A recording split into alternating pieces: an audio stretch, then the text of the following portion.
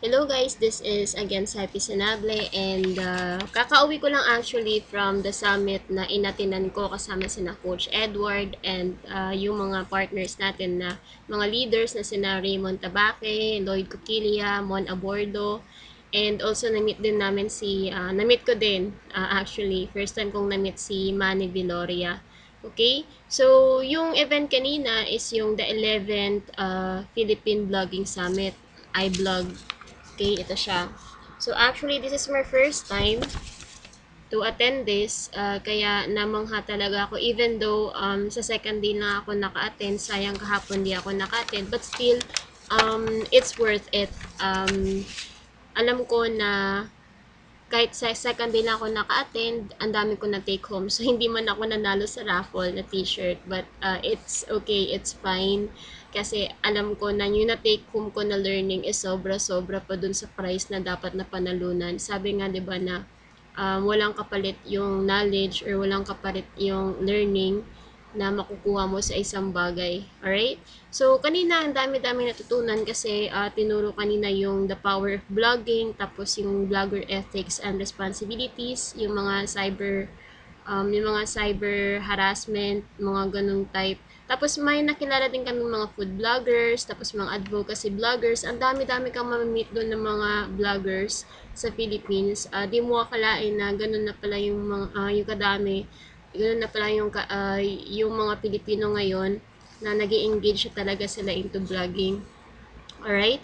Tapos, yun nga, na may nag-share din na from ABS-CBN, from GMA Network, and also may share din kanina na paano i-improve your blogging content, tapos yung tools na pwede mong gamitin para mag-stand out yung blog mo from the ordinary. Tapos, ang dami-dami talaga, promise, sobra. Kung isa-isahin ko yun tonight, siguro abot to ng mga 2 oras. Alright? But, yung nakatatak lang sa utak ko ngayon, sa ngayon, is yung paano mo ma-improve yung content ng blog mo. Okay? Kasi if you're going to make a blog for your product, if nasa MLM ka man, or if you're selling your own product, alright, for your own company, if nagmo-market ka, or if affiliate partner ka like me, I'm an affiliate partner of Ignition Marketing. So, I'm offering the training product. So, if you have a blog for that specific product, make sure na mag-stand out yung content ng blog mo. Kasi yung content is a king. Bali, yung content mo, yun yung pinaka main, kumbaga sa isang pagkain, yun yung laman. Okay? So, yun yung laman talaga na makapagbigay ng value sa mga readers mo. And make sure na makapag-capture ka ng attention at make sure na yung readers mo makapag-engage or make sure na you know your target audience talaga in order for your post or your blog na maging mag-rank ng high or mag-rank na mataas sa SEO or sa Google search. Alright?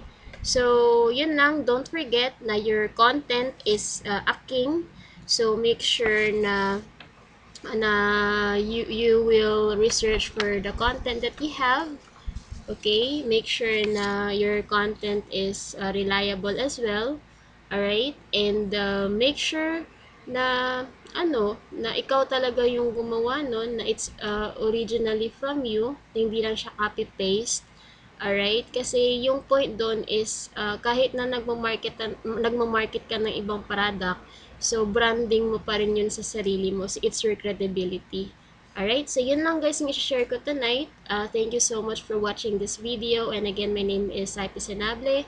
I'm gonna see you on my next videos. Okay? So you can click on the like button if you like this video. If kung may naman natutunan ka, you can comment below for your thoughts or anything, or any comment related to this video, and also you can share this content. So guys, I'm gonna see you on the 12th Philippine Blogging Summit. Okay? So, I can't wait for that. And sana maging speaker kami. Chos.